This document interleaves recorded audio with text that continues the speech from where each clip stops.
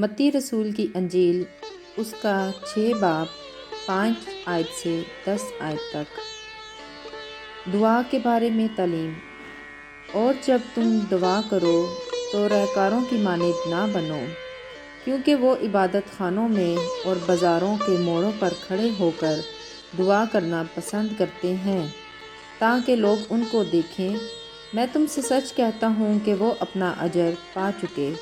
بلکہ جب تم دعا کرے تو اپنی کوٹری میں جا اور دروازہ بند کر کے اپنے باپ سے جو پوشیدگی میں ہے دعا کر۔ اس صورت میں تیرا باپ جو پوشیدگی میں تجھے دیکھتا ہے بدلہ دے گا۔ اور دعا کرتے وقت غیر قوموں کے لوگوں کی طرح بک بک نہ کرو، کیونکہ وہ سمجھتے ہیں کہ ہمارے بہت بولنے کے سبب سے ہماری سنی جائے گی۔